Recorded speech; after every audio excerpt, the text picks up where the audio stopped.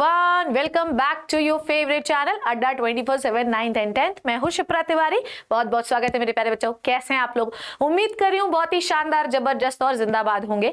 और एग्जाम की तैयारी एकदम ताबड़तोड़, तोड़ मड़ोड़, बिल्कुल हम ऐसा मत डालेंगे एग्जाम को, ऐसी वाली चल रही होगी। अगर नहीं चल रही है ना बेटा तो चालू कर दीजिए, क्योंकि समय आ चुका है, जनवरी बीत चुका है और जनवरी के साथ साथ ये आपका control and coordination, this is the second last chapter जिसमें हम टॉप 20 क्वेश्चंस कर रहे हैं।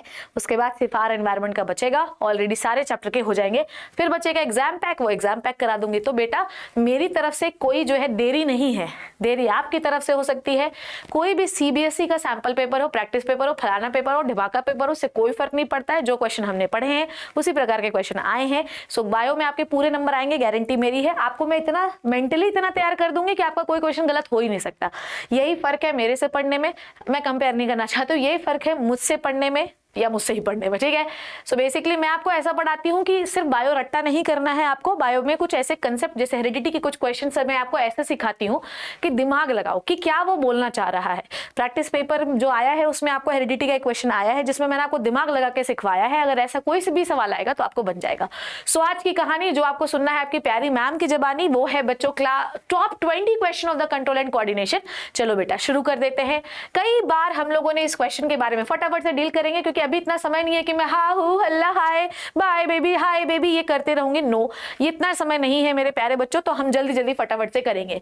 Which is the correct sequence of the component of the reflex arc? बताओ भैया। सेंसरी न्यूरॉन से सिग्नल जाता है, स्पाइनल कॉर्ड पे रुकता है, मोटर न्यूरॉन से वापस आता है और फिर उसके बाद जो है आपके इफेक्टर मसल में आता है, ठीक है। चलो, तो सबसे पहले रिसेप्टर तो सब जगह ही होगा। उसके बाद सेंसरी न्यूरॉन कहाँ दिया है? राइट आंसर ये डी है, पूछना ही नहीं। रिसेप्टर, रिसेप्टर के बाद सेंसरी न्यूरॉन के बाद स्पाइनल कॉर्ड के बाद मोटर न्यूरॉन के बाद मसल। और आप घूमर घूमर घूमर घूमर करते हुए हाथ हटा लेते हैं, क्योंकि आपने गर्म तवे पे अपना हाथ रखा हुआ है। सो this is the pathway of the reflex arc. ये याद रखिएगा, इंपॉर्टेंट क्वेश्चन ही आता है, ठीक है। अगला सवाल, in humans life process are control and regulated by? बताओ हमारे बॉडी में हर टाइप की प्रोसेस को रेगुलेट करने के लिए क्या पाया जाता है? बताओ जल्दी। तो अब भैया बताओ कैसे? भाई मुझे आज स्कूल में बोला गया है चलो आज हम लोग को डांस करना है, पर डांस ऐसा करना, पर मेरी मैडम ने मुझे पीछे क्यों खड़ा करके रखा? आगे खड़ा करती तो ठीक है। मैम का तो लॉजिक ये था कि भाई तुम लंबी थी इसलिए पीछे खड़े रहोगे, पर दिमाग ने काम किया कि अगर मैं सामने वाले को एक लात मार दूं तो भैया मैं आगे आ सकती हूँ। और केमिकल खुशी का बोल रहा है कि हमें डांस करने के लिए अच्छा मौका मिला है। तो हमारी बॉडी में किसी भी प्रोसेस को करने के लिए, वो लाइफ प्रोसेस को करने के लिए, रेस्पिरेशन, एक्सक्रीशन, ये सारी चीजों को करने के लिए यू हैविंग द बेटा 2 type of system. Number 1 is the endocrine system and number 2 is the nervous system. Clear? चलो अगला सवाल, label the part. This is the reflex arc. बेटा रिफ्लेक्स आर्क, इसमें ना कंट्रोल एंड कोऑर्डिनेशन में 2-3 मुख्य सवाल हैं और वही आपको बार बार पूछे जाएंगे, ठीक है। मुख्य सवालों को बिल्कुल आपको भूल नहीं जाना है बच्चों। रिफ्लेक्स आर्क से ऐसा कभी नहीं होता कि सवाल ना आए, घूम फिर के एक आधा क्वेश्चन इससे पूछा ही जाएगा, ठीक है। देखो तो भैया ये कौन सा न्यूरॉन होता है? Sensory neuron. सबसे पहले ये क्या है? ये है रिसेप्टर। रिसेप्टर कहाँ कहाँ होते हैं बेटा? आंख में होते हैं, स्किन में होते हैं, नाक में होते हैं, कान में होते हैं, टंग में होते हैं। तो ये है रिसेप्टर। रिसेप्टर से सिग्नल मिला, गर्म दूध जा रहे थे, सोचा कि आज रबड़ी बन गई है, रबड़ी खा के ही रहूंगा। रबड़ी को छुआ, तुरंत हाथ हटाया। क्या हुआ भैया? जैसे आपने रबड़ी के पतीले को हाथ लगाया, रिसेप्टर ने सिग्नल दिया सेंसरी न्यूरॉन को। रिसेप्टर ने सिग्नल दिया सेंसरी न्यूरॉन को। सेंसरी न्यूरॉन ने सिग्नल दिया बेटा जी ये रिले न्यूरॉन को। रिले न्यूरॉन बोलता है कि भाई क्या तू लेके आया है, पहले सोच समझ हम तो लें। उसके बाद ये वापस किसको देगा? मोटर न्यूरॉन को। ये हो गया आपका मोटर न्यूरॉन। मोटर न्यूरॉन किसको सिग्नल देगा? मसल को। ये है आपकी मसल, और ये मसल जो है कॉन्ट्रैक्ट होगी और आपका हाथ मूव करेगा। रिफ्लेक्स एक्शन में कभी आप दिमाग नहीं लगाते। I hope this is clear. Reflex action में कभी भी किसी भी प्रकार की अकल आपको नहीं लगानी है कि सोच रहे वो रबड़ी का है तो हाथ जल जाने देते हैं, रबड़ी तो खाने मिलेगी। नहीं, अगर गर्म लग रहा है तो दिमाग नहीं लगेगा। रिफ्लेक्स एक्शन में कभी भी डिसीजन बहुत फास्ट या वॉलंटरी नहीं होता, ये इनवॉलंटरी एक्शन है जो आपकी समझ, जब तक आप सोच पाते तब तक तो हो चुका था, ठीक है। तो ए क्या है बच्चों? This is sensory neuron. B क्या है बच्चों? This is spinal cord. C क्या है बच्चों? दिस इज बी आपकी स्पाइनल कॉर्ड है, ठीक है। B is the spinal cord. C क्या है आपकी बच्चों? Relay neuron. सी अच्छा रिले न्यूरॉन तो दिया ही नहीं है। सी है मोटर न्यूरॉन और डी है मसल, यही आपका दिया है, ठीक है। चलो आ जाओ, इफेक्टर या मसल कहते हैं। आ जाओ, name the plant hormone responsible for the following, बताओ, elongation of the cell, growth of the stem, promotion of the cell division, falling of the senescence leaf. Senescent leaf का मतलब क्या होता है? सेनेसेंट का मतलब होता है बूढ़ी, बूढ़ी लीव्स, ठीक है। चलो, इलोंगेशन ऑफ द सेल, जल्दी बताओ, इलोंगेशन ऑफ द सेल कौन करता है? फटाफट से कमान, जल्दी बताओ, इलोंगेशन ऑफ द सेल कौन करता है? Auxin. Growth of the cell gibberellin. Promotion of the cell division cytokinin. और सेनेसेंस, कोई भी एबी काम कौन करता है? पढ़ाया आप लोगों को मैंने, जितने सड़े मड़े काम हैं सब एब्सिसिक एसिड करता है। फलों को गिराना, पत्तियों को गिराना, सड़वाना, डोरमेंसी, सारे काम ये कमबख्त के हैं, ठीक है। तो भैया इलोंगेशन ऑफ द सेल मतलब कि इलोंगेशन ऑफ द सेल ये नंबर ऑफ सेल को इंक्रीज, देखो इलोंगेशन ऑफ द सेल का मतलब है ग्रोथ कौन करवाता है? ये करवाएगा ऑक्सिन, ठीक है। कौन करवाएगा? ऑक्सिन। उसके बाद हाइट कौन बढ़वाता है? हाइट मेनली जो है ये बढ़वाता है gibberellin. Promotion of cell division, cyto का मतलब होता है सेल, काइनिन का मतलब होता है डिवीजन। तो सीधी सीधी बात है, सेल डिवीजन कौन करवाएगा? साइटोकाइनिन, ठीक है। ऐसा नहीं कि ये सब नहीं कराते, पर मेनली इनका काम होता है सेल को लंबा करना। और ये कौन सी सेल को इलोंगेट करता है? जिबरलिन स्टेम की सेल को इलोंगेट करता है। ये भी स्टेम की सेल को पर टिप पर, ठीक है, ऑक्सिन। आ जाओ, अगला सवाल देखते हैं। Label the part of neuron. It is very important बच्चों, ये लेबल करने के लिए मैंने दिया है, पर याद रखिएगा कि आपको इसके साथ एक और क्वेश्चन आ जाता है, draw the well labelled diagram of neuron, ठीक है। तो ये भी आपको आना चाहिए। तो ये भी एक क्वेश्चन में लिख रही हूं, draw the well labelled diagram, draw the well labelled diagram of neuron. तो ये भी आपके लिए सवाल आ जाता है, draw the well labelled diagram of the neuron, ये भी पूछा जाता है। चलो बेटा आ जाओ, फटाफट से अपन शुरू करते हैं। तो सबसे पहले ए जो पार्ट होता है, this is called as dendron. Dendron का काम क्या होता है? It receives the signal. समझ में आई बात? बाहर से जो भी सिग्नल आ रहे हैं वो डेंड्रॉन ही रिसीव करता है। डेंड्रॉन, डेंड्राइट्स कुछ भी बोल सकते हैं।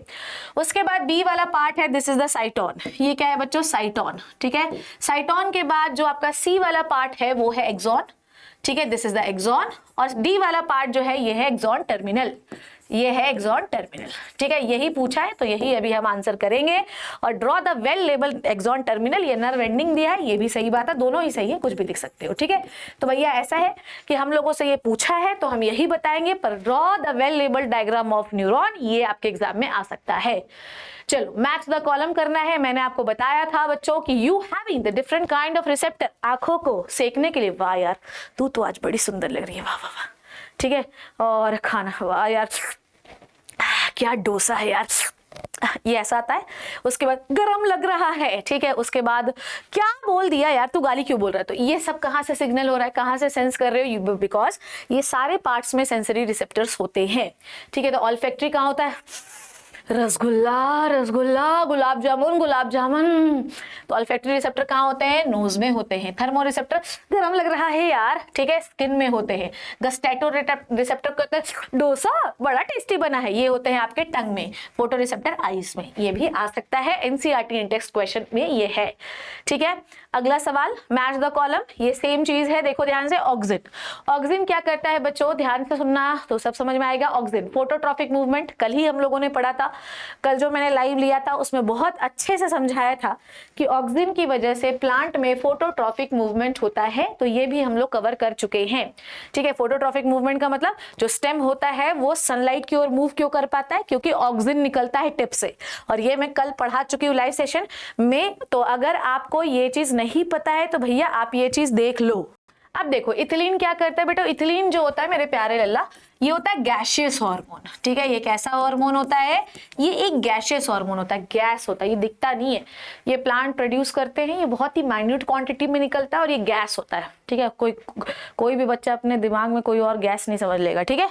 तो ये गैशियस हार्मोन होता है जिससे फ्रूट पकता है, ठीक है, ripening of the fruit. Cytokinin, cyto मतलब सेल, काइनिन मतलब डिवीजन। तो साइटोकाइनिन किस चीज में होता है बच्चों? It promotes the cell division. Abscisic acid बड़ा ही कम वक्त और एब है इसमें, ठीक है। तो ये क्या करता है? येलोइंग, सेनेसेंस, बूढ़ा करेगा लीफ, लीफ को झड़वाएगा ये, तो येलोइंग ऑफ लीव्स। एब्सेशन का मतलब झड़वाना, सेनेसेंस मतलब बूढ़ा करवाना, ठीक है। हाँ जी भैया, तो अगला सवाल देख लो फटाफट से, क्या है? Diabetes insipidus is marked by the excessive urination and too much of thrust for water. ये बात बिल्कुल सही है। देखो बेसिकली मैं तुमको एक बहुत अच्छी बात बताती हूँ, तुम लोग इतना अच्छा जानते नहीं होगे पर फिर भी तुमको एक अच्छी चीज बताती हूँ। जो डायबिटीज होती है ना, दो प्रकार की होती है, मेलाइटस और इंसिपिडस, वो आपको नहीं जानना है। बस ये बात जानो कि जो डायबिटीज इंसिपिडस होती है इसमें बहुत ज्यादा पेशाब आता है, बहुत बहुत बहुत ज्यादा यूरिनेशन होता है, बहुत ज्यादा सूसू आती है। अब अगर बहुत ज्यादा पानी निकलेगा तो बहुत ज्यादा प्यास भी लगेगी आपको। तो डायबिटीज इंसिपिडस में बहुत ज्यादा यूरिनेशन होता है और बहुत ज्यादा जो है प्यास लगती है। अब ऐसा क्यों होता है? देखो, जब आपकी बॉडी में एक्सेसिव यूरिनेशन होता है, मेरी बात को ध्यान से समझना, ठीक है, जब आपकी बॉडी में एक्सेसिव यूरिनेशन होने लगता है, जब आप बहुत ज्यादा सूसू जाने लगते हो, तो पता है कौन एक्टिवेट होता है? तो एक्टिवेट होती है डीसीटी।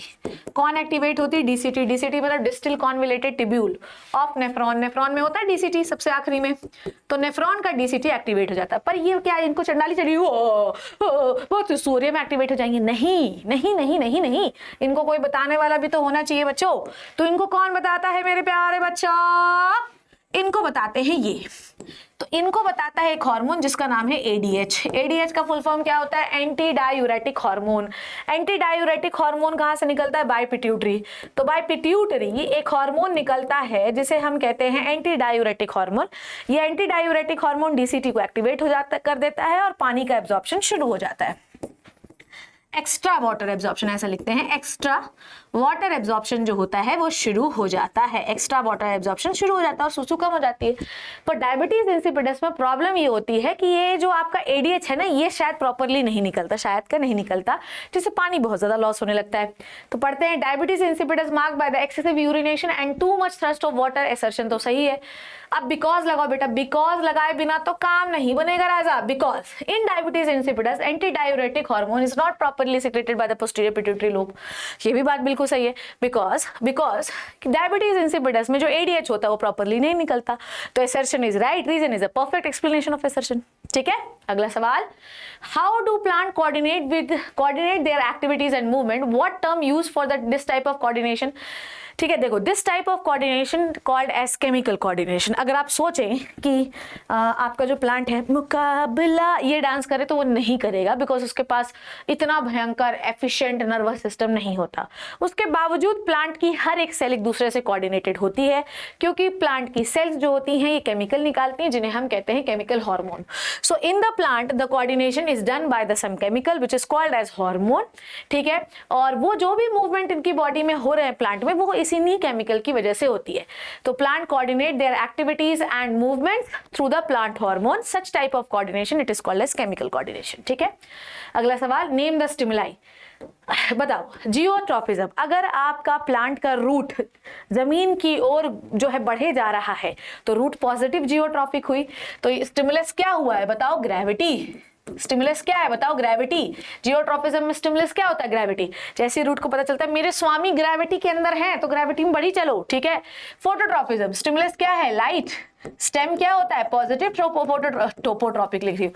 तो स्टेम क्या होता है बच्चों? स्टेम होता है पॉजिटिव फोटोट्रॉपिक। स्टेम होता है पॉजिटिव फोटोट्रॉपिक। ठीक है, समझ में आ गई बात? कीमोट्रॉफिज्म में स्टिमुलस क्या होता है? केमिकल। एग्जाम्पल बताओ, movement of pollen tubes towards the ovule या towards the egg, this is called as chemotropism. तुमको पता है जो आपका ओव्यूल होता है ये बहुत सारे केमिकल निकालता है और ये केमिकल पोलन ट्यूब को बुलाते हैं, आजा आजा आजा आजा आ, इधर उधर ना चला जाए, तेरा सजना है इधर आ, उधर कहाँ जा रहा है। तो आपकी जो ओव्यूल होती है जिसके अंदर एग होता है वो पोलन ट्यूब को अपनी ओर बुलाती है, वो पोलन ट्यूब को केमिकल निकाल के अपनी ओर बुलाती है, रिझाती है, जाने मन मैं इधर हूँ। तो इसका स्टिमुलस क्या हो गया कीमोट्रॉफिज्म का? केमिकल। ठीक है, अगला सवाल, what are the growth regulators? देखो, जो भी चीज आपकी ग्रोथ को बढ़ाए या घटाए उसे हम कहते हैं ग्रोथ रेगुलेटर्स। समझ में आई बात? और इंसानों में अगर बात करें, चाहे इंसानों की बात करें, चाहे एनिमल्स की बात करो बेटा, चाहे प्लांट्स की बात करो, ग्रोथ रेगुलेटर क्या होते हैं? केमिकल्स होते हैं। इन केमिकल को हम क्या कहते हैं बच्चों? इन केमिकल को हम कहते हैं हार्मोन। समझ में आई बात?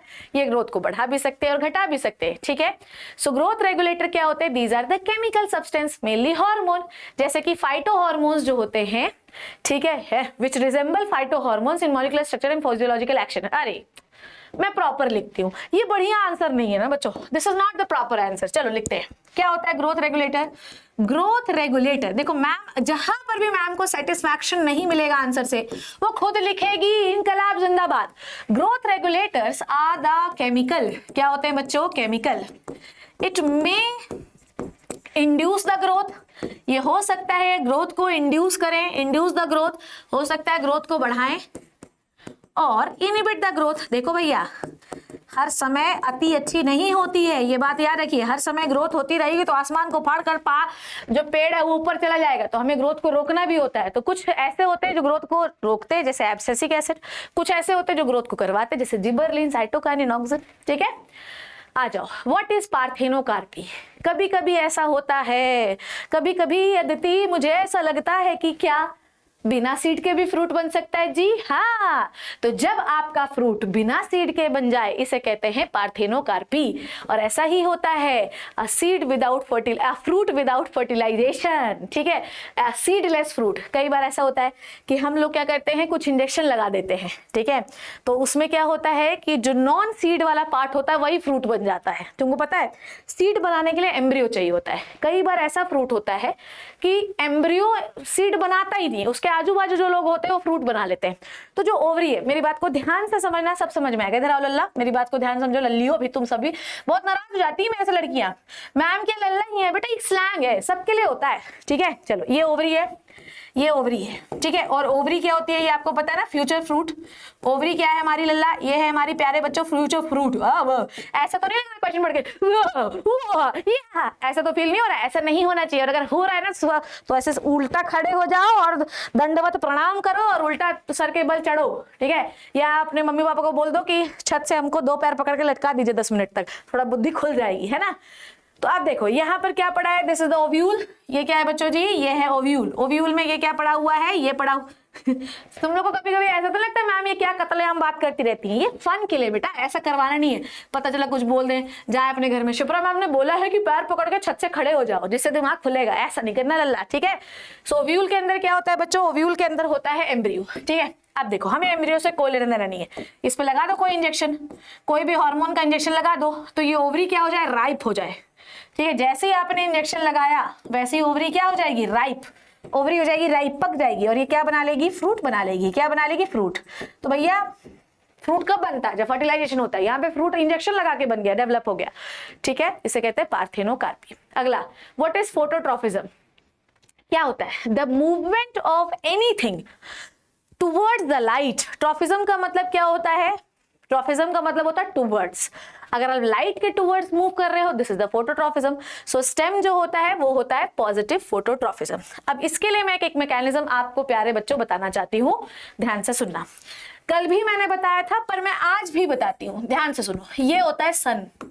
सन जी है, ये सन महाराज है, सूरज देवता है। ये है हमारा प्यारा स्टेम। ठीक है, ये है हमारा प्यारा स्टेम। सब लोग सुनो, अगर नहीं सुनोगे तो फिर मुझे मत बोला मैम, ठीक है, फिर मुझे मत बोलना मैम आपने बताया नहीं था। नहीं, ध्यान से सुनो, ये है स्टेम। ठीक है, ये क्या है? स्टेम। ये क्या हुआ यार? ठीक है, ये क्या है बच्चों? स्टेम। अब यहाँ पर क्या बनाया बच्चों? यहाँ पर हमने बनाया ऑक्सीजन। यहाँ पर क्या बनाया हमने? ऑक्सीजन। सनलाइट जब इस पे पड़ती है तो इस जगह पे खूब ऑक्सीजन बनता, खूब भर भर के, खूब खूब। पर ऑक्सीजन कहाँ नहीं बन रहा है? बेचारे पीछे वाला रो रहा है, हमको नहीं दोगे क्या जी ऑक्सीजन? हमको नहीं मिलेगा। तो ऑक्सीजन बोलेगा तू टेंशन, आगे ये वाला पार्ट बोलेगा जो सन के सामने, तू रोए मत, हम तुझे दे रहे हैं। तो ऑक्सीजन जो है ये पीछे मूव कर जाएगा। ऑक्सीजन कहाँ मूव कर जाएगा? पीछे मूव कर जाएगा। अब जब ऑक्सीजन पीछे मूव कर जाएगा तो यहाँ पर ऑक्सीजन बहुत ज्यादा हो गया। तो जब ऑक्सीजन बहुत ज्यादा हो गया तो यहाँ पे सेल डिवीजन होना शुरू हो गया। सेल डिवीजन स्टार्ट हो गया। जब बेटा जी सेल डिवीजन स्टार्ट हो गया तो नंबर ऑफ सेल क्या हो गई बच्चों? इंक्रीज हो गई। ऐसे चलाओ क्वेश्चन यार। तो नंबर ऑफ सेल क्या हो गई? इंक्रीज। अब नंबर ऑफ सेल इंक्रीज हो गई तो भैया ये पीछे से भारी हो गया। जब ये पीछे से भारी हो गया तो ये आगे की ओर झुक गया। जब ये पीछे से भारी हो गया तो ये आगे की ओर झुक गया। ठीक है, डन। तो यहाँ पर स्टेम की बैंडिंग क्या हो गई? Stem bending towards light. Stem bending towards light, towards light. क्या ये बात समझ में आई? समझ में आई बात? ऑक्सीजन लाइट के प्रेजेंस में बना, पर ये घूमा कहाँ पर? जहां पर ऑक्सीजन नहीं है। ठीक है, तो जहां पर ऑक्सीजन होता है जहां पर ऑक्सीजन बना उसके पीछे की ओर ऑक्सीजन मूव कर गया जहां पे ऑक्सीजन नहीं था, पीछे सेल डिवाइड होने लगी, भारी हो गया। अब भी मैंने आपको कल भी बताया था कि अगर मैं यहाँ पे कोई भारी चीज रख लूं तो मैं आगे की ओर झुक जाऊंगी, यहाँ पर भी यही हुआ, ऑक्सीजन इधर मूव किया, सेल का नंबर इधर बढ़ा और ऑक्सीजन जो है सेल का नंबर इधर बढ़ा और जो आपका स्टेम है वो आगे की ओर मूव हो गया क्योंकि आगे हल्का था पीछे भारी था। ठीक है, this is called as positive phototropism. अब मैं इसको मिटा सकती हूँ, सारे लोग स्क्रीनशॉट ले लीजिए, ये आपको एग्जाम में भी बनाना है। ठीक है, आ जाइए। Phototropism refers to the movement of the plant part towards the light. The stem of the plant usually bend towards the light, towards the light. It shows the positive phototropism. It is to because shoot apex produce oxygen, यही बताया मैंने, which promote the growth of the shoot. When the plant shoot receives the light from one side, more amount of oxygen are translocated to the shady side. यही बताया था मैंने, पीछे की ओर चला जाता है। ठीक है, as a result, shady side of the shoot have more growth, पीछे से सेल डिवाइड होने लगती है, पीछे से भारी हो जाती है। तो जो और कर्व कहाँ की ओर बन जाता है, जहाँ पे नहीं, जहाँ पर जो है सेल डिवीजन कम है। ठीक है, ऑक्सीजन पीछे आ गया तो पीछे की ओर सेल डिवीजन ज्यादा होने लगा, पीछे से भारी हो गया और आगे की ओर स्टेम मूव कर गया जहाँ पर सेल डिवीजन लेस है। ठीक है, चलो अगला। List 3 parts of the hind brain which controls the rate of heartbeat, swallowing, coughing, sneezing and vomiting. List 3 parts of the hind brain. ठीक है, हिंड ब्रेन के 3 पार्ट कौन है बच्चों? कई बार हम इसके बारे में बात करते हैं। So this is the cerebrum, ये क्या है लल्ला? This is the cerebrum. ठीक है, मैं ऐसे बनाती हूँ ना आपको लिए हमेशा। ये हो गया मिड ब्रेन, ये क्या हो गया बच्चों जी? ये हो गया मिड ब्रेन। ठीक है, उसके बाद ये क्या हो गया आपका? ये ऐसे बनाते हैं। ठीक है, ये हो गया आपका सेरिबेलम। देखो ऐसे बना सकते हैं, बढ़िया बना लेना, कोई टेंशन नहीं है। एग्जाम में पूरे नंबर ना मिले, कॉपी फाड़ के फेंक देना, इनकलाब जिंदाबाद। मैम दिखेगा कैसे, राइट होगा, डोंट वरी। ठीक है, ये वाला पार्ट क्या होता है? This is called as pons. ठीक है, और ये वाला पार्ट होता है मेड्यूला, ये होता है मेड्यूला ऑब्लोंगेटा, ऑब्लोंगेटा। अब क्या बोल रहा है? कौन? Heart beat, swallowing, coughing, sneezing, जितने भी गंदे काम हैं, खांसना, छींकना, ठीक है, उल्टी करना, ये सब मेडुला ऑब्लोंगेटा करता है। तो all of the function controlled by the medulla oblongata. Clear? तो सेरिबेलम, पॉन्स, मेडुला ऑब्लोंगेटा सारे फंक्शन कंट्रोल करता है। अगला सवाल, पॉजिटिव फोटोट्रॉपिज्म। ठीक है, ABC बताओ कौन सा सबसे एक्यूरेट है और क्यों है? देखते हैं भैया कौन सा सबसे एक्यूरेट है। सबसे एक्यूरेट तो ए वाला है, क्योंकि रूट हमेशा जियोट्रॉफिक होती है और नीचे की ओर जाती है, स्टेम फोटोट्रॉफिक होता है, सनलाइट की ओर जाता, तो ए सबसे अप्रोप्रिएट है। ठीक है, चलो next is study the given diagram और लेबल करना है 1 से 6। 1 2 3 4 गणपति के जय जयकार, आओ मेरे लल्ला। चलो ए क्या है?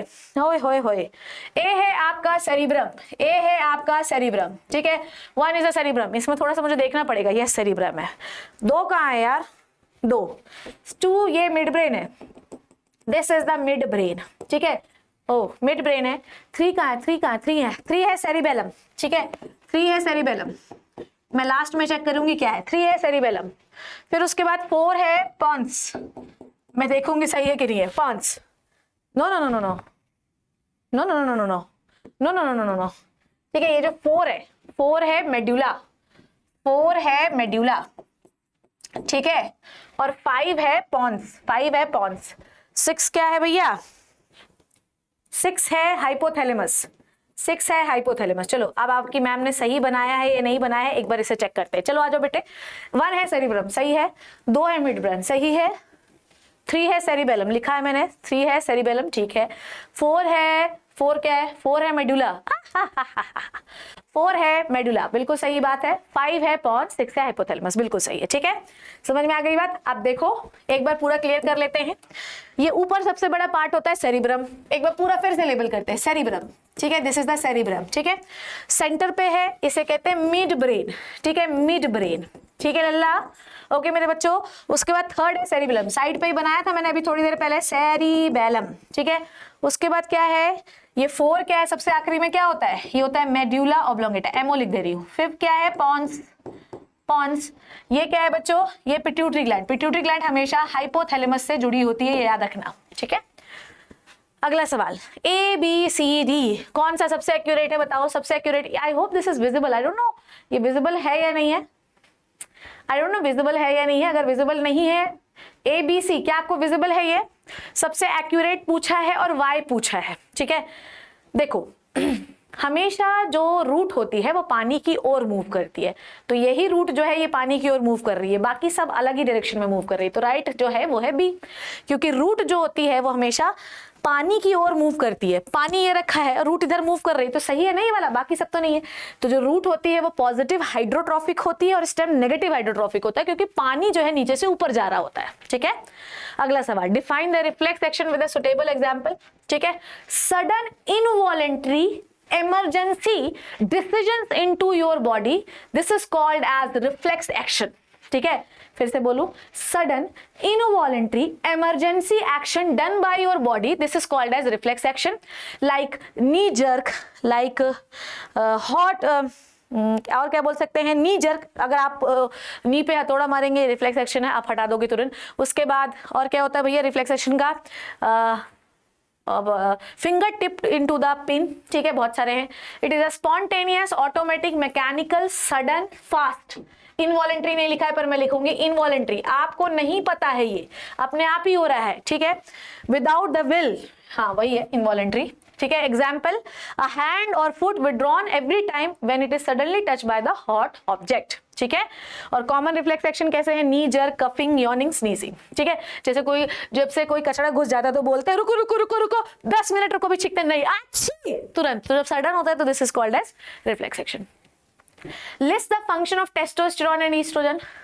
ठीक है, ईस्ट्रोजन, टेस्टोस्टेरोन कौन निकालता है बच्चों, ये हम रिप्रोडक्शन में भी पढ़ चुके हैं, टेस्टिस। ईस्ट्रोजन कौन निकालता है, ओवरी। टेस्टोस्टेरोन से क्या बनता है, स्पर्म, स्पर्मेटोजेनेसिस, है ना। स्पर्मेटोजेनेसिस का मतलब क्या होता है, स्पर्म फॉर्मेशन।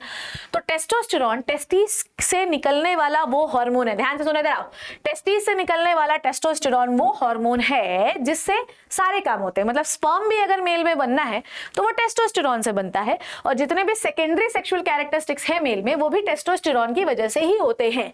ईस्ट्रोजन ओवरी से निकलता है, और ये भी सेकेंडरी सेक्सुअल कैरेक्टरिस्टिक्स के लिए रिस्पॉन्सिबल है बच्चों। ये भी किस चीज के लिए रिस्पॉन्सिबल है, सेकेंडरी सेक्सुअल कैरेक्टरिस्टिक्स। तो फीमेल में जितने भी सेकेंडरी सेक्सुअल कैरेक्टरिस्टिक्स होते हैं वो एक्चुअली ईस्ट्रोजन की वजह से ही होता है, और प्रोजेस्टेरॉन भी होता है। ठीक है, जितने भी सेकेंडरी सेक्सुअल कैरेक्टरिस्टिक्स, जैसे दाढ़ी, लड़कों में क्या होता है, दाढ़ी, मूछें, आवाज का भारी होना, कंधों का चौड़ा होना, उसके बाद ब्रोन्स का बड़ा, मसल्स का मजबूत होना। ठीक है, स्पर्मेटोजेनेसिस भी करवाता है टेस्टोस्टेरोन। ऐसे ही फीमेल में क्या होता है, ईस्ट्रोजन उसका काम करती है। जितने भी फीमेल के काम है वो ईस्ट्रोजन के होते हैं, जितने भी मेल के काम है वो इसमें सिर्फ लड़कों के दिए हैं। आई डोंट नो व्हाई कि लड़कों के दिए, लड़कियों के क्यों नहीं दिए हैं, पर ठीक है, लड़कियों में सेकेंडरी सेक्सुअल कैरेक्टरिस्टिक्स का जो फॉर्मेशन होता है वो ईस्ट्रोजन की वजह से ही होता है। डन। अगला सवाल, why do the leaves of touch me not mimosa pudica droop down when touches? Name the phenomena involved in such response। ध्यान से सुनना, देखते हैं। सच मूवमेंट जैसे touch me not plant occurs in the response to touch. ठीक है, जैसे ही आप किसी टच मी नॉट प्लांट को, छुई मुई को छूते हैं तो उसकी पत्तियां बंद हो जाती हैं। कारण क्या है, देखो, अगर आप किसी टच मी नॉट प्लांट को देखोगे तो वहां ये है उसकी पत्तियां। अब ध्यान से सुनना मेरी बात, क्या होता है कि जैसे ही आप पत्तियों को टच करते हो तो इनके अंदर ना बहुत सारे केमिकल्स होते हैं। जैसे ही केमिकल्स स्टिमुलेट होते हैं तो जो पत्ती है इनके टर्गर प्रेशर में चेंज होता आता है। मतलब टर्गर प्रेशर मतलब देखो, सेल्स है, सेल्स के अंदर पानी भरा होगा, पानी की वजह से जो सेल का शेप होता है वो मेंटेन रहता है, इससे पत्तियां फूली होती है। अब होता ये है, ध्यान से सुनना, जैसे आप पत्ती को छुओगे सारा जो पानी है, देखो पहले मैं एक बार अच्छे से बनाती हूँ। देखो, ये है आपका स्टेम, ये है पल्विनस, और ये है मान लो आपकी लीफ। आपकी लीफ की सेल के, अभी आपकी लीफ की सेल में पानी नहीं है। ठीक है, पानी कहाँ है, पानी है, ये है आपका, मान लो कि अभी छोड़ो, ठीक है, ये है पल्विनस, ये आपका पूरा पानी जो है इन सेल्स में भरा हुआ है। ठीक है, और ये पल्विनस अभी खाली है। ठीक है, ये पल्विनस क्या है, अभी खाली। ध्यान से सुनना, जैसे ही आप अपनी उंगली को टच करते हो यहाँ पे, ठीक है, वैसे ही स्टेम से बहुत सारे केमिकल निकलते हैं और ये सारा पानी ना यहाँ मूव कर जाता है, पत्ती हो जाती है खाली, उसका शेप मेंटेन नहीं रह पाता और वो झुक जाती है। तो कुल मिला के इतना भयंकर आपको नहीं लिखना है, आपको ये लिखना है when you touches the leaf of the mimosa pudica the turgor pressure is going to change. Turgor pressure change, turgor pressure का मतलब क्या होता है, the pressure of the water inside the leaf cell, this is called as turgor pressure. ठीक है, तो पानी का प्रेशर चेंज होने की वजह से लीफ जो होती है वो ड्रूप या फोल्ड हो जाती है, इसे हम कहते हैं थिग्मोनेस्टी। देखो, नेस्टिक मूवमेंट क्या होता है कि आपके पास पूरा एक लीफ का लीफलेट था, ये देखो, ये ऐसी बहुत सारी लीव्स लगी हुई थी। अगर आपने सिर्फ एक पत्ती को भी छुआ बेटा तो पूरा पूरा लीफलेट क्लोज हो जाता है, ठीक है। तो आपने छुआ तो एक ही पत्ती को, तो सारा लीफलेट क्यों क्लोज हो गया? क्योंकि ये नेस्टिक मूवमेंट है, किसी एक में नहीं होता, सब जगह होता है, ठीक है। समझ में आई बात? ट्रॉफिक मूवमेंट मतलब डायरेक्शन में, नेस्टिक मूवमेंट मतलब डायरेक्शनलेस। जरूरी नहीं आप यहाँ भी छुएंगे तो हो सकता पर बंद पत्ती उधर ही होगी, तो नेस्टिक मूवमेंट नॉन डायरेक्शनल होता है। क्लियर है? और नेस्टिक मूवमेंट का मतलब क्या होता है? नॉन डायरेक्शनल होता है। और दूसरी बात, नेस्टिक मूवमेंट में कभी भी ग्रोथ नहीं होती। फोटोट्रॉफिक या ट्रॉफिक मूवमेंट वो होते हैं movement due to growth. Growth होती है तब सनलाइट की ओर मूव करता है। हाइड्रोट्रॉफिज्म मतलब पानी की ओर रूट मूव करती है। जियोट्रॉफिज्म मतलब ग्रेविटी की ओर रूट मूव करती है ग्रोथ की वजह से, ठीक है। वो phototropic movement due to growth. Nastic movement हो रहा है बस, पर ग्रोथ नहीं होती यहाँ पे, ठीक है। चलो, डैंडेलियन फ्लावर, नेक्स्ट क्वेश्चन क्या था? Why does flower of dandelion open ups in the morning and closes in the evening? चलो, डैंडेलियन फ्लावर जो होते हैं ये लाइट में ओपन होते हैं, ठीक है, ओके। और ये होता है फोटोनेस्टिक मूवमेंट। अब देखो, लाइट में ओपन हो जाते हैं, रात में बंद हो जाते हैं। ऐसी रात रानी होती है, रात में खिलती है, सुगंध देती है, दिन में बंद हो जाती है। तो इसमें ग्रोथ नहीं हो रहा है, ये अपने आप खुलते और बंद होते हैं, इसमें ग्रोथ नहीं हो रहा है। तो नेस्टिक मूवमेंट का मतलब क्या होता है? नॉन डायरेक्शनल हटाओ, ये मूवमेंट होता है, इसमें ग्रोथ नहीं होती, बस मूवमेंट हो रहा है। This is called as nastic movement. Tropic movement में हमेशा मूवमेंट होती है ड्यू टू ग्रोथ, ये बात आपको याद रखनी है। तो डैंडेलियन में सुबह फ्लावर खुलता है, रात में बंद होता है। तो सुबह खुल रहा है मतलब फोटो नेस्टिक, क्योंकि ग्रोथ तो हो नहीं रही है। रात रानी जो होती है ये रात में खुलती है, तो क्या हो गई? निक्टी नेस्टिक। निक्टी मतलब रात, नेस्टिक मतलब नॉन डायरेक्शनल या विदाउट ग्रोथ मूवमेंट, ठीक है। I hope this is clear. Nastic और ट्रॉफिक मूवमेंट का आई होप आपको क्लियर हो गया होगा कहानी। Identify the endocrine gland ABCD, ठीक है। Oh my God, ABCD। अब यहाँ पे डायग्राम उतना क्लियर नहीं हो रहा है तो हम लोग देख लेते हैं। List the function of D and E। चलो आ जाओ। A क्या है? पिट्यूटरी। B क्या है? चलो, ब्रेन है तो ब्रेन में पिट्यूटरी होगी। B है आपकी थायराइड। C है आपकी एड्रिनल। जो कि दिखाई नहीं रही, एड्रिनल यहाँ होनी चाहिए। और D है आपकी पेंक्रियाज। ऐसा ये कह रहा है, ठीक है। अब आपको बोल रहा है कि किसका किसका फंक्शन बताइए, और उसके बाद E भी है क्या? D। ई नहीं है, अच्छा ई मैं बता देती हूँ। लड़का है तो ये हो गया टेस्टिस। अब आपको ये बताना है कि डी और ई का फंक्शन क्या है। चलो जी बताओ जी। पेंक्रियाज दो प्रकार का हार्मोन निकालता है बच्चों, इसमें एक ही दिया है पर मैंने आपको दो पढ़ा है तो मैं दो के बारे में बताऊंगी। Number 1 insulin. इंसुलिन पेंक्रियाज से निकलने वाला वो हार्मोन होता है जिससे ब्लड का शुगर लेवल क्या होता है बच्चों जी? डाउन होता है। ये बात याद रखना, ब्लड का शुगर लेवल क्या होता है बच्चों? डाउन होता है। ऐसे ही पेंक्रियाज एक और हार्मोन निकालता है जिसका नाम है ग्लूकागन। ग्लूकागन से शुगर लेवल, कौन सा शुगर लेवल? ब्लड का शुगर लेवल जो होता है ये इंक्रीज होता है। तो ब्लड का शुगर लेवल किससे इंक्रीज होता है? ग्लूकागन से। और डिक्रीज किससे होता है? इंसुलिन से डिक्रीज होता है। उसके बाद ई है आपका टेस्टिस निकालता है टेस्टोस्टेरोन। पिछले क्वेश्चन में आपने बहुत डिटेल से पढ़ा कि इसके क्या क्या काम होते हैं। ये स्पर्मेटोजेनेसिस मतलब स्पर्म का भी फॉर्मेशन कराता है और सेकेंडरी सेक्सुअल कैरेक्टरिस्टिक्स को भी अपीयर करवाता है। अगला सवाल, some gland produce chemical substance that changes the activity of target organ, name the substance. इन्हें हम कहते हैं हार्मोन। क्या कहते हैं? ऐसे केमिकल जिसका इफेक्ट पूरी बॉडी में होता है और एक्टिविटी चेंज कर देता है। Example is hormone. हार्मोन ही होता है ना केमिकल। नेक्स्ट देखो, give the effect of chemical produces by the gland G and H। Gland G and H बताओ। ये GH होती है पेंक्रियाज, देखो दिख रहा है, और G क्या है? किडनी के ऊपर है, मतलब एड्रिनल ग्लैंड। अब देखो भैया G and H नंबर 1, तो ऐसा केमिकल जो आपकी बॉडी की इफेक्टिविटी को चेंज करेगा वो है हार्मोन। G क्या है? Adrenal gland. एड्रिनल ग्लैंड एक एड्रेनलिन नाम का हार्मोन निकालती है। इससे आपकी बॉडी में 3F रिस्पॉन्स जनरेट होता है। एड्रेनलिन की वजह से क्या जनरेट होता है बच्चों? आपकी बॉडी में जनरेट होता है 3F response, flight, fight and fear. Flight, fight and fear response. Flight, fight and fear response. कुत्ता मेरे पीछे भाग रहा है तो मैं उड़ने की स्पीड से भागूंगा, ठीक है। डर मुझे लग ही रहा है, पकड़ लिया तो लड़ूंगा मैं। तो flight, fight, fear response generate होता है, एड्रेनलिन निकलता है। तो एड्रेनलिन को हम एपिनेफ्रिन या नॉरएपिनेफ्रिन भी कहते हैं। ये आपकी बॉडी को एक्साइटेड कर देता है ताकि आप स्ट्रेस से कोप अप कर सके। तो बेसिकली ये एड्रेनलिन आपको कोप अप कराता है किससे? स्ट्रेस से। मतलब स्ट्रेस से आप बाहर आ जाए। अगर ये नहीं होगा तो आपको पता ही नहीं चलेगा। आपके ऊपर शेर आपकी छाती चीर रहा होगा, आपको पता नहीं चलेगा। तो भैया अगर आपको पता लगाना है कि आपकी बॉडी में स्ट्रेस हो रहा है तो एड्रेनलिन निकलना बहुत जरूरी है। इससे आपकी हार्ट रेट इंक्रीज हो जाती है, ब्रीदिंग रेट बहुत इंक्रीज हो जाती है और पीपल डायरेक्ट होता है, प्लीज प्लीज प्लीज मुझे मत मारना, ऐसे वाला आपकी आंखों में भी चेंज होता है, ठीक है। H होता है पेंक्रियाज जिसके हार्मोन मैं ऑलरेडी बता चुकी हूँ, ग्लूकागन एंड इंसुलिन। अगला सवाल, name the hormone secreted by the following endocrine gland. एक ही चीज कितने बार बताओगे? हाँ जी, अरे आ जाओ रे। चलो भैया बताओ, सबसे पहला है थायराइड। देखो भैया, मुझे मतलब ही नहीं क्या लिखा है, मैं अपनी कहानी लिखना शुरू कर रही हूँ। थायराइड से कौन सा हार्मोन निकलता है? थायरोक्सिन। ठीक है, थायरोक्सिन को बनाने के लिए कौन सा एलिमेंट चाहिए है? आयोडीन। ठीक है, थायरोक्सिन क्या कंट्रोल करता है आपकी बॉडी में? बीएमआर। ठीक है, बेसल मेटाबॉलिक रेट। अगर आपकी बॉडी में थायरोक्सिन कम रहेगा तो इसे कहते हैं हाइपोथायरॉयडिज्म। ठीक है, अगर आपकी बॉडी में थायरोक्सिन कम रहेगा तो इस कंडीशन को हम कहते हैं हाइपोथायरॉयडिज्म। अगर आपको हाइपोथायरॉयडिज्म है तो आपका बीएमआर क्या हो जाएगा? कम हो जाएगा, और आप जो कुछ भी खाएंगे वो सब फैट में कन्वर्ट हो जाएगा, तो आपको हो जाएगी ओबेसिटी, मोटापा। ठीक है, और अगर आपकी बॉडी में थायरोक्सिन ज्यादा हो जाए तो इसे हम कहते हैं हाइपरथायरॉयडिज्म। क्या कहते हैं? हाइपरथायरॉयडिज्म। इसमें बीएमआर जो होता है कुछ ज्यादा ही हो जाता है, मतलब आप कुछ भी खाओगे वो इतना जल्दी पचता है, मतलब आपकी बॉडी में मसल जनरेट ही नहीं हो पा रही यार, तो आप बहुत ज्यादा हो जाएंगे पतले दुबले, thin, very thin body, lean body हो जाएगी आपकी। ठीक है, उसके बाद थायरोक्सिन की कमी से होने वाला रोग, डिजीज का नाम क्या होता है बच्चों? ग्वाइटर। ये याद रखिएगा, ग्वाइटर। आपकी बॉडी में थायरोक्सिन जो है होना बहुत जरूरी है। इवन छोटा बच्चा जो मां के पेट में होता है वो भी थायरोक्सिन की वजह से ही उसका पूरा डेवलपमेंट होता है, ये बात याद रखना है। तो बॉडी में जो थायरोक्सिन होता है it is very very very very important hormone बच्चों। ये आपके बच्चे का भी, जो मदर वूम्ब के अंदर जो बच्चा होता है उसका बॉडी फॉर्मेशन भी इसी की वजह से होता है।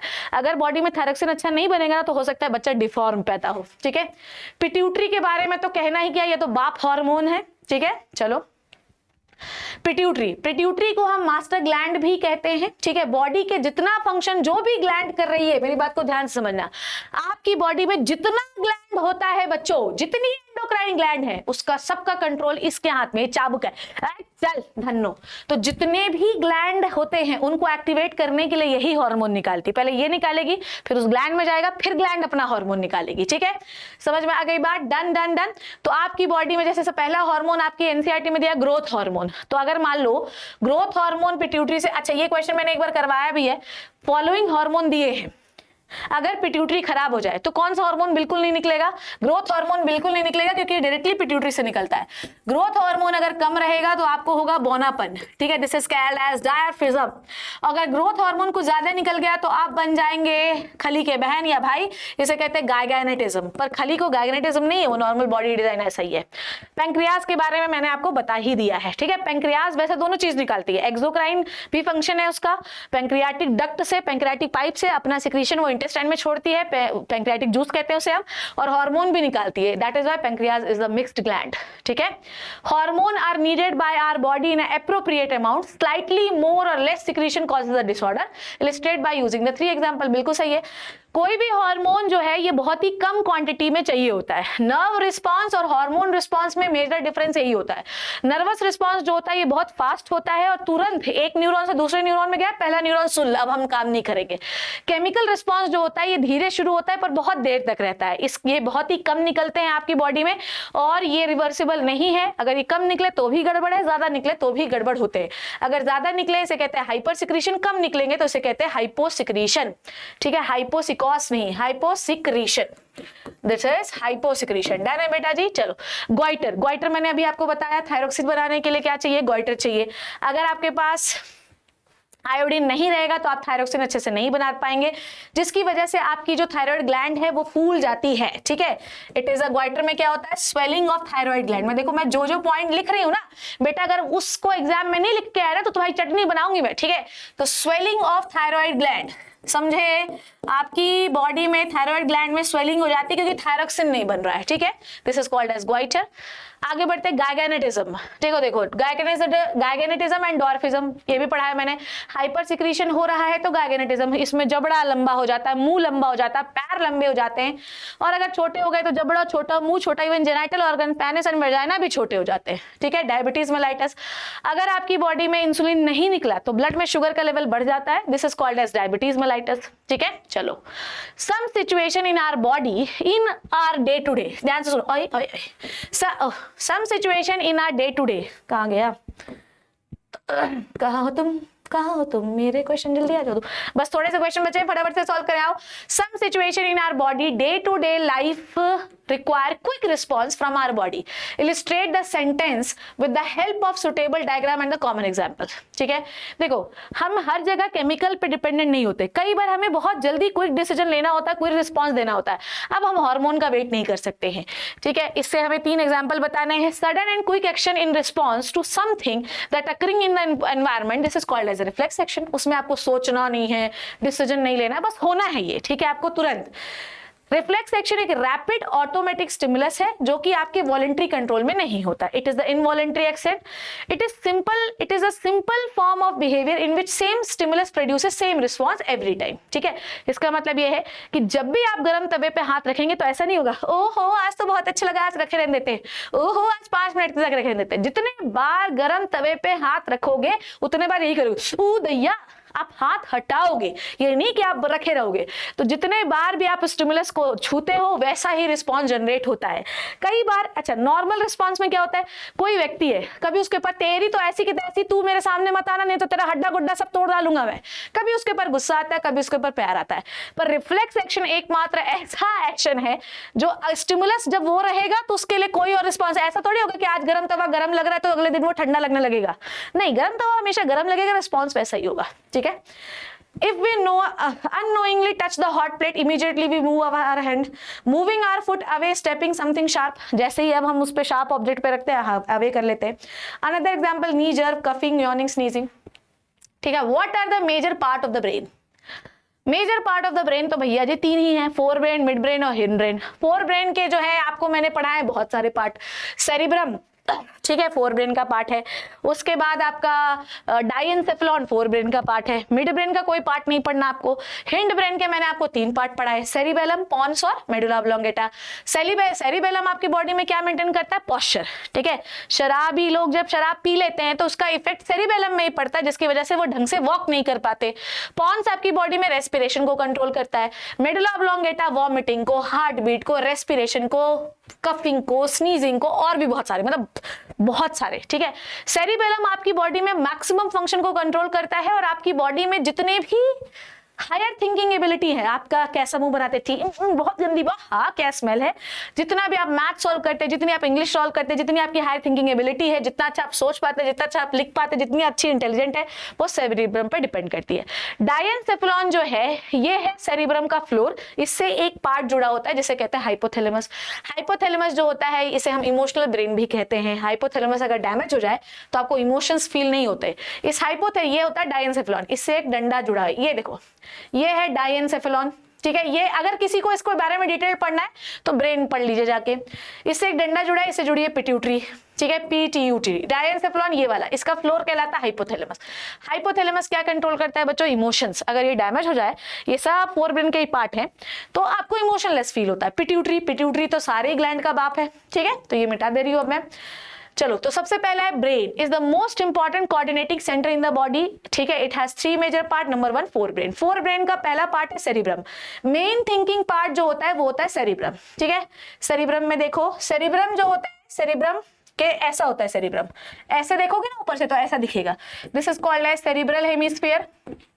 इसे हम क्या कहते हैं बच्चों, सेरिब्रल हेमिस्फीयर। अच्छा, एक और चीज बताती हूँ, मजेदार चीज सुनो। हमेशा मैं ये बात करती हूँ कि लेफ्ट हैंड वाले जो होते हैं वो ज्यादा इंटेलिजेंट होते हैं। ऐसा क्यों होता है पता है तुम्हें? आपके पास ना ये जो सेरिब्रम होता है 2 पार्ट्स में होता है और इस प्रकार से न्यूरॉन से ये ऐसे अटैच रहता है। ठीक है, तुमको पता है जो हमें लेफ्ट वाला brain right part of the body को कंट्रोल करता है, राइट वाला ब्रेन जो है left part of the body को कंट्रोल करता है। हमें left part of the brain जन्म से ही एक्टिवेटेड मिलता है, तो हमारी बॉडी में जो राइट वाला पार्ट है वो ज्यादा चलता है। ठीक है, पर जन्म के बाद कुछ बच्चे ऐसे एक्स्ट्रा ऑर्डिनरी होते हैं लाइक मी, ये अपने राइट ब्रेन को भी एक्टिवेट करके लेफ्ट वाले पार्ट को ज्यादा एफिशिएंटली काम करवाने लगते हैं। अब इनके दोनों ब्रेन, दोनों सेरिब्रल हेमिस्फीयर उतनी ही एफिशिएंसी से काम करते हैं। That is why they are more intelligent. ठीक है, जरूरी नहीं है पढ़ने लिखने में, चोरी चकारी डकैती खून खराबे में भी हो सकते हैं। ठीक है, सेरिब्रल हेमिस्फीयर किस चीज के लिए होता है? सेरिब्रम इंटेलिजेंस, वॉलंटरी एक्शंस के लिए। इसी में होता है एक ऑल्फैक्टरी लूप सेरिब्रम में, मतलब आपका फोर ब्रेन का पहला पार्ट है cerebrum. Cerebrum largest part of the brain है। ठीक है, largest part of the brain है। दूसरा पार्ट होता है बच्चों दूसरा पार्ट होता है ऑल्फैक्टरी लोब, ये फोर ब्रेन का ही पार्ट है, स्मेल के लिए होता है। तीसरा पार्ट डायेंसेफेलॉन है, पर डायेंसेफेलॉन आपको याद नहीं रहे तो आप सीधा याद रखना। तीसरा पार्ट है हाइपोथैलेमस। हाइपोथैलेमस जो होता है हंगर, थ्रस्ट और इमोशंस के लिए होता है, इमोशंस के लिए होता है। And it is the master of master gland, ये भी याद रखना, master of master gland. Pituitary का बाप ये है और पिट्यूटरी सबकी बाप है, मास्टर ऑफ मास्टर ग्लैंड। कितना बुरा लिखी हो मैडम, आज कुछ स्पेशल है? नहीं बेटा, आज तो आज स्पेशल कुछ नहीं है, इतना गंदा तो मैं हमेशा लिखती हूँ, ठीक है। Master of master gland, clear है? चलो, तो पहला पार्ट सेरिब्रम, दूसरा पार्ट हो गया ऑल्फैक्टरी लोब, तीसरा पार्ट क्या हो गया आपका हाइपोथैलेमस, ठीक है। मिड ब्रेन, बेटा मिड ब्रेन जो होता है ई का काम देखने और सुनने में है, ठीक है, विजन एंड ऑडिशन, ठीक है। अब मिड ब्रेन कनेक्शन करता है फोर ब्रेन और हिंड ब्रेन का, ठीक है। तो control the reflex movement of head, neck, trunk, ये टिंग टिंग टिंग टिंग टिंग इसका मूवमेंट, ठीक है। Visual and auditory stimulus, it also control the reflex movement of I muscle, ठीक है। चेंज द प्यूपिल साइज, कुल मिला के आप सीधा लिखना कि मिड ब्रेन का फंक्शन होता है connection, fore brain and hind brain का। मिड ब्रेन का और क्या फंक्शन होता है? विजन एंड ऑडिशन, बस, एंड रिफ्लेक्स एक्शन, बस, ठीक है। तो ऐसा नहीं है रिफ्लेक्स एक्शन सिर्फ स्पाइनल कॉर्ड करता है, ब्रेन के भी पार्ट करते हैं। हिंड ब्रेन का पार्ट क्या है भैया? पॉन्स क्या करता है? रेस्पिरेशन, मैंने पहले ही बता दिया था, एक एक वर्ड याद करो, ठीक है, ये याद करेगा। और साथ ही साथ जो इन्फॉर्मेशन सेरिब्रम से, देखो मेरी बात को ध्यान से समझना, एक डायग्राम बनाए थे ना, ऐसा डायग्राम बनाते हैं ना, इधर आओ, तो जो ये सेरिबेलम था, तो कोई भी इंफॉर्मेशन सेरिबेलम से आनी है नीचे, पॉन्स से होते हुए आएगी। कोई इंफॉर्मेशन सेरिब्रम से, ये सेरिब्रम है, कोई भी इंफॉर्मेशन सेरिब्रम से नीचे आनी है, मेडुला ऑब्लोंगेटा स्पाइनल कॉर्ड में जानी है, पॉन्स से होते हुए आओगे। सेरिबेलम से आनी है, पॉन्स से होते हुए आओगे। तो पॉन्स क्या है? ये रिले सेंटर है भैया, यहीं से होते हुए जाओगे और यहीं से होते हुए आओगे, क्लियर है। उसके बाद होता है cerebellum. Cerebellum second largest part है। सेरिबेलम क्या है बच्चों? सेकेंड लार्जेस्ट पार्ट है।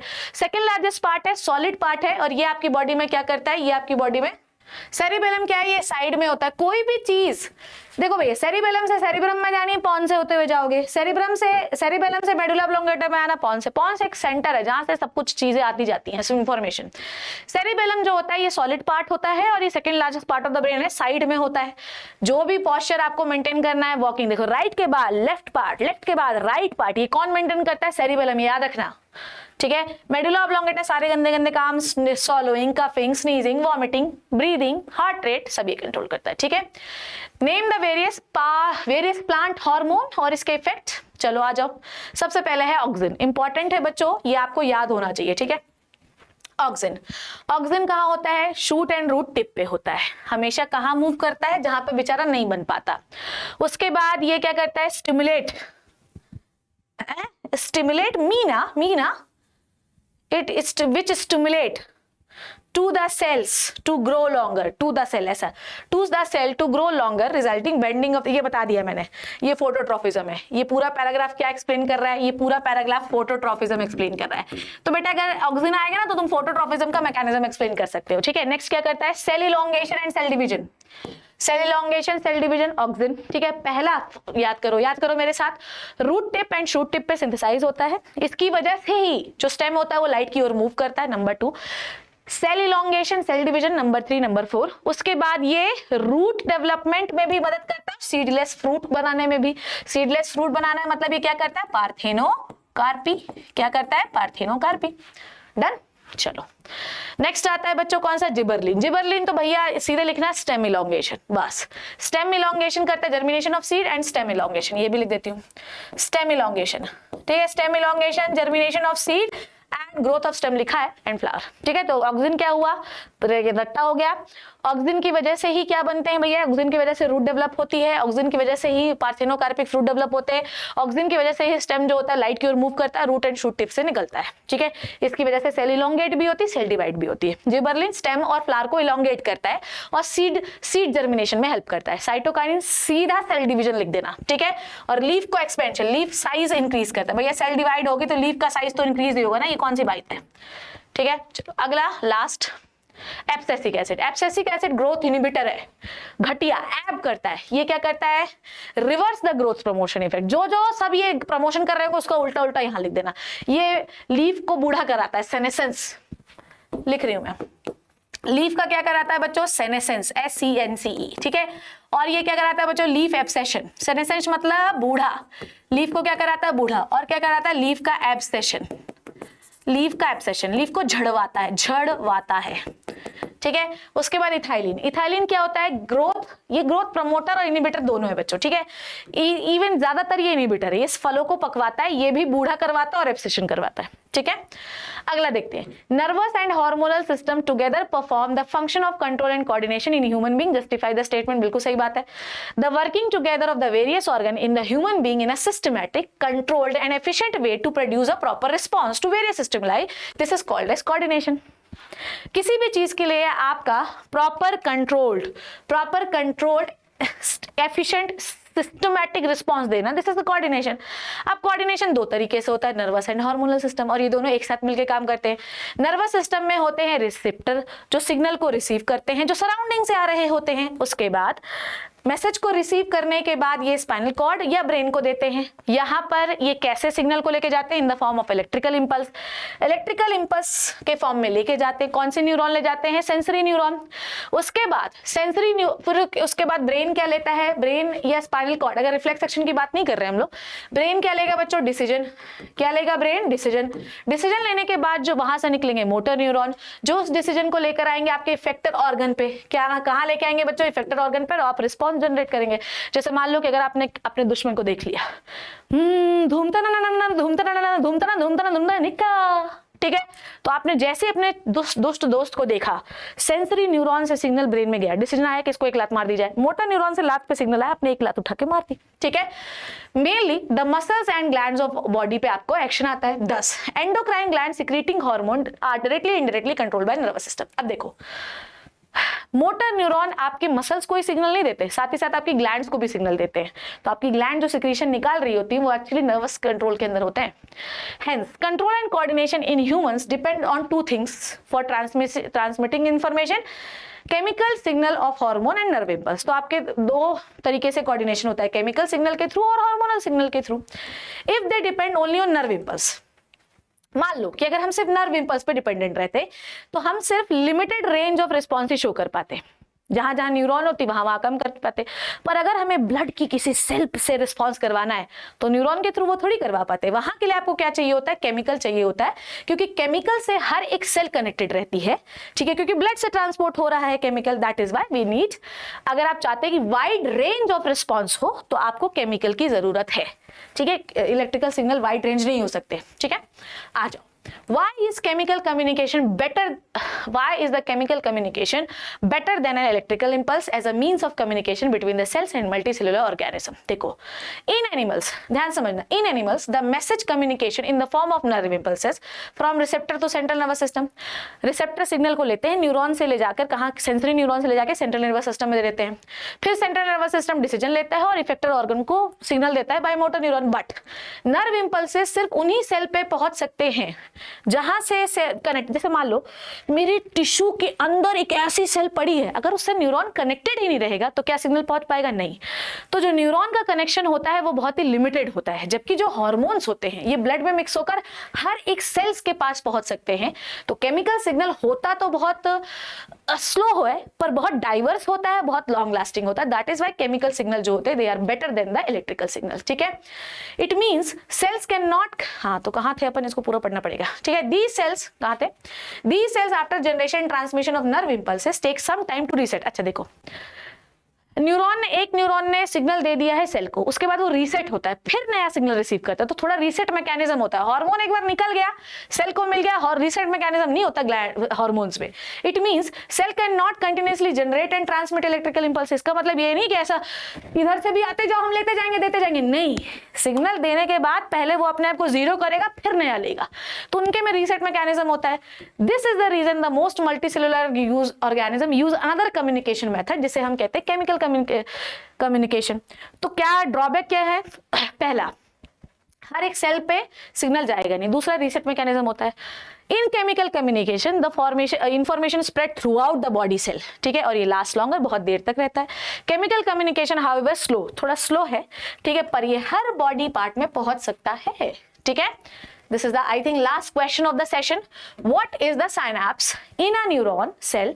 How is an electrical impulse created and how it is the role of synapse context? चलो, a synapse, ठीक है, synapse is the gap between two neuron. हो, actually आपको ऐसा लिखना चाहिए, synapse is the junction of two neuron, ऐसा लिखना, ये सही वर्ड नहीं है. synapse is the junction of two neuron. एक न्यूरॉन की एंडिंग और दूसरे न्यूरॉन का स्टार्टिंग, ये कहलाता है साइनैप्स, ये कहलाता है बच्चों जी साइनैप्स. क्लियर है? Okay, here at the axon terminal, ये क्या है बच्चों? Axon terminal. ये क्या है बेटा जी? ये है एक्सॉन टर्मिनल. डन है? एक्सॉन टर्मिनल, ठीक है. Axon terminal of one neuron is in close proximity to the dendrite of second neuron. ये क्या है बच्चों? This is the dendrite. ये क्या है बच्चों? Dendrite of second neuron. ठीक है, समझ में आ गई बात? आगे देखते हैं. When the nerve impulses reaches to the knob-like nerve ending in the axon, tiny amount, जैसे ही इलेक्ट्रिकल सिग्नल यहाँ पहुंचता है, जैसे ही यहाँ पर इलेक्ट्रिकल, पढ़ा चुकी हूँ ना मैं, ये इलेक्ट्रिकल सिग्नल यहाँ पे पहुंचता है, केमिकल जो है, टाइनी केमिकल सब्सटेंस जो होते हैं वो यहाँ इस क्लेफ्ट में रिलीज होने लगते हैं. ये इन्हें हम कहते हैं न्यूरोट्रांसमीटर. ये इन्हें हम क्या कहते हैं बच्चों? न्यूरोट्रांसमीटर. और इसी जगह पर आपका इलेक्ट्रिकल सिग्नल इस क्लेफ्ट में, this is the synaptic cleft. ये क्या कहलाता है बच्चों? This is called as synaptic cleft. और साइनेप्टिक क्लेफ्ट में आपका जो सिग्नल होता है, जो केमिकल सिग्नल होता है, वो इलेक्ट्रिकल सिग्नल होता है, वो केमिकल सिग्नल में कन्वर्ट होता है. कुल मिला के कहने की बात है, जैसे इलेक्ट्रिकल सिग्नल एंड पे पहुंचा, यहाँ से केमिकल यहाँ आ गया, ठीक है, और आपका सिग्नल कन्वर्ट हुआ इलेक्ट्रिकल से केमिकल से. बस इतना याद रखो कैसे वो क्यों भाड़ में जाता है. जैसे ही आप, फिर उसके बाद ये केमिकल जो है यहाँ पे बाइंड हो गए और इन्होंने गेट खोल दिया. जैसे ही गेट खुला, अब आपका नेक्स्ट न्यूरॉन में जो सिग्नल जाएगा वो इलेक्ट्रिकल सिग्नल ही होगा. तो ये क्लेफ्ट में हम क्या करते हैं, इस जगह पे हम क्या करते हैं बच्चों? इलेक्ट्रिकल सिग्नल को केमिकल सिग्नल में कन्वर्ट करते हैं. This chemical substance is called as neurotransmitter. At synapse the electrical signal converted into the chemical. This can easily cross over the gap. Electrical signal chemical signal में convert इसलिए होता है ताकि उस gap को क्रॉस करके नेक्स्ट न्यूरॉन में जा सके. अब एक न्यूरोट्रांसमीटर गेट को खोलता है और फिर आपका सिग्नल फिर से इलेक्ट्रिकल सिग्नल के फॉर्म में नेक्स्ट न्यूरॉन में चला जाता है. ये है आपका पूरा सेम चीज जो मैंने अभी आपको बताई. ठीक है, ज्यादा डिटेल पढ़ना है तो इसके भैया जी ऐसा है, मैंने आप लोगों के लिए प्रॉपर लेक्चर बना रखे हैं. क्या क्या पढ़ा आप लोगों ने? सबसे पहले इफेक्टर से हमें रिसेप्टर से सिग्नल मिला, सेंसरी न्यूरॉन सिग्नल लेके एंड पे आई, नेक्स्ट न्यूरॉन को देने जा ही रही थी, किस फॉर्म में आ रहा सिग्नल? इलेक्ट्रिकल सिग्नल में. जैसे ही एंड पर पहुंची, बहुत सारे केमिकल होते हैं एंड पर जो कि क्लेफ्ट में, बीच गैप में आ जाते हैं. ठीक है, उसके बाद आपका सिग्नल उस गैप में रिलीज होता है, केमिकल में कन्वर्ट होता है. और कुल मिला के आपको ये भी याद नहीं है तो सीधे याद रखना कि neurotransmitter get releases into the gap, neurotransmitter open the gate of the next neuron and the electrical signal goes to the next neuron. और क्लेफ्ट में क्या होता है? Electrical signal get converted into the chemical signal. ये chemical क्या है? Neurotransmitter. इसकी वजह से क्या होता है? गेट ओपन होता है और फिर से वो केमिकल इलेक्ट्रिकल सिग्नल के फॉर्म में ही नेक्स्ट न्यूरॉन में जाता है. सो ये हुआ प्यारे बच्चों आपका क्या, आपका top 20 question of the heredity and evolution. अगर एक महीने हैं, अगर आप बैच लेना चाहते हैं तो आप बिल्कुल ले सकते हैं. ठीक है, तो बैच लीजिए आप लोग और मेहनत से पढ़ाई करनी चाहिए. मेहनत का कोई और अल्टरनेटिव नहीं है बच्चों, ये हमेशा याद रखना. There is no alternative of the hard work. अगर होता तो भैया हार्ड वर्क किसी को भी करना पसंद नहीं है. मुझे नहीं पसंद है कि एक ही क्वेश्चन पढ़ाया तो 10 बार उसी को पढ़ाओ. नहीं, जरूरत नहीं है मुझे. एक बार पढ़ा दिया छोड़ दूंगी, पर बार बार इसलिए पढ़ाती हूँ ताकि रिवीजन हो जाए, इतना रिवीजन हो जाए कि एग्जाम में आएगा तो गलत नहीं होगा. सो ये था बच्चों top 20 question of the control and coordination. इसके अलावा आई डोंट थिंक सो कोई क्वेश्चन आपको आने वाला है. I hope you learn and enjoyed the video. See you in the next amazing session. तब तक thank you so much. Tata, bye bye.